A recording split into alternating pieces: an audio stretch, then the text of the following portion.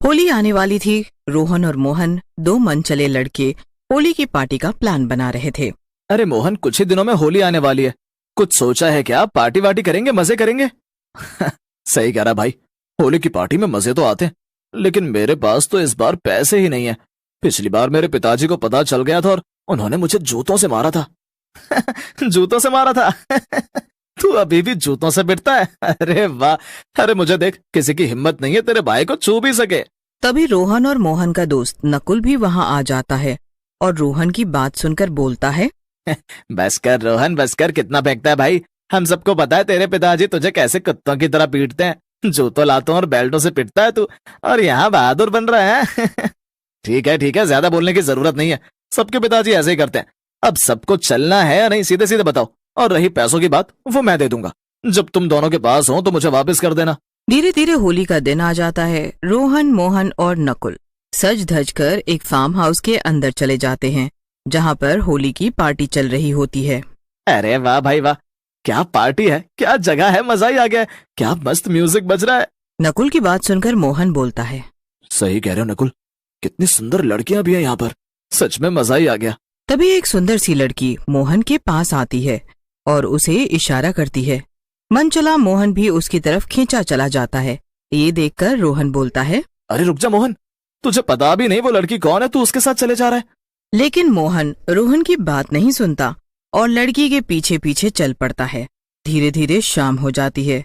तभी पूरे farm house में लाइट चली जाती है और चारों तरफ अंधेरा छा जाता है और मोहन के जोर से चीखने की आवाज आती है। चीख सुनकर रोहन कहता है, ये तो मोहन की आवाज है। क्या वो मोहन को?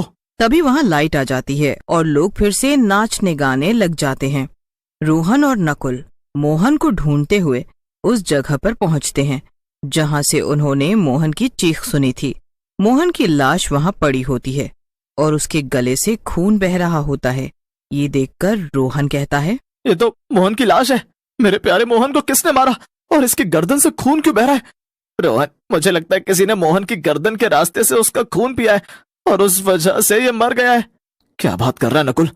यहाँ कोई ड्रैकुला आया था जो कि मोहन का खून पिएगा? नकुल और रोहन बातें कर रहे होते हैं। उसी समय एक चौकीदार वहां आता है और हंसते हुए बोलता है, ये भी गया। तुम दोनों भी मरोगे। उस चुड़ैल की नजर तुम तीनों को लग चुकी है। इससे पहले कुछ और अनहोनी हो, तुम दोनों यहाँ से भाग जाओ। चौकीदार की बात सुनकर नकुल और रोहन घबरा जाते हैं और वहां से भागने लगते हैं। भागते भागते नकुल रोहन से कहता है, रोहन, ये हम सब क्या कर रहे हैं? हमारे दोस्त मोहन को मार डाला किसी ने और हम उससे डरकर भाग रहे हैं।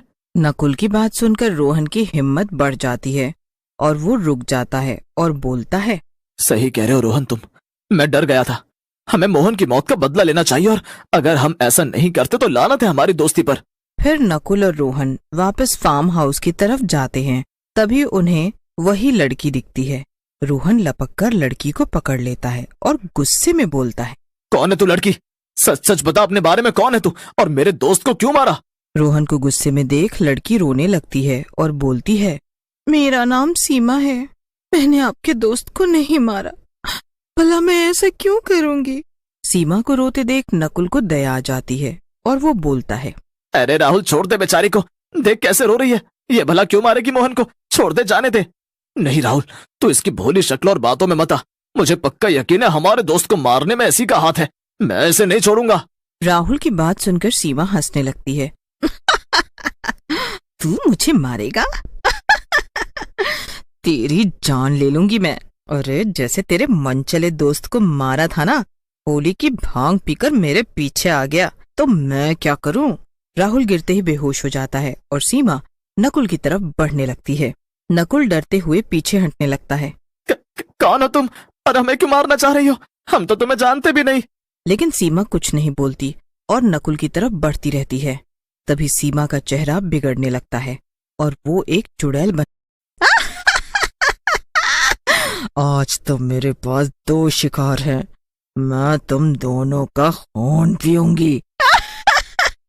लेकिन तभी वहां चौकीदार आ जाता है, जिसने नकुल और रोहन को भागने को कहा था। चौकीदार को देखकर चुड़ैल घबरा जाती है और बोलती है, तू बुढ़े यहाँ फिर आ गया। जब भी मैं शिकार करने लगती हूँ तू वहां पहुंचकर मेरा शिकार भगा देता है। एक दिन तुझे ही मार डालूंगी। ऐसा कहकर चुड़ैल वहां से भाग जाती है। यूं चुड़ैल को भागता देख नकुल चौकीदार से पूछता है, बाबा आप कौन है और ये चुड़ैल आपसे इतना क्यों डरती है? इस चुड़ैल ने मेरी बेटी सीमा के शरीर के ऊपर कब्जा कर रखा है। वो सीमा के भेष में लड़कों को फंसाती है और फिर उन्हें मार डालती है। मेरी बेटी सीमा जो कि इतनी भोली है वो खूनी बन गई है। आप रोइए मत बाबा जी, इसमें भला सीमा की क्या गलती है? लेकिन आपने सीमा को बचाने के लिए कुछ किया क्यों नहीं? मैं जो कुछ भी कर सकता था मैंने किया मेरे बच्चों।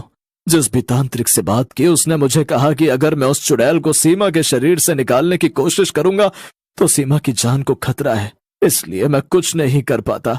बाबा आपने अपनी बेटी की तो जान तो बचा ली, लेकिन इतने लोग जो उस चुड़ैल के हाथों मरे वो भी तो किसी के बच्चे थे। मेरा दोस्त भी आपकी वजह से ही मारा गया। इन सब लोगों की मौत के जिम्मेदार आप भी हैं। तुमने मेरी आंखें खोल दी बेटा। मैं अब उस चुड़ैल को मार डालूंगा, फिर चाहे मेरी बेटी सीमा ही क्यों ना मर जाए। फिर नकुल, रोहन और चौकीदार एक बाबा के पास जाते हैं।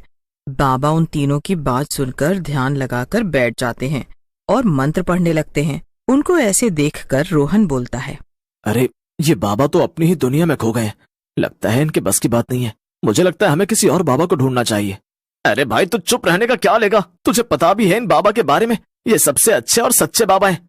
बाबा अपनी आंखें खोलते हैं और जैसे ही बाबा की आंखें खुलती हैं वहीं चुड़ैल आ जाती है और बोलती है, तो तुम तीनों इस बुढ़े से मदद लेने आए हो।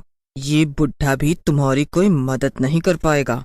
तुम सबकी मौत पक्की है, पक्की।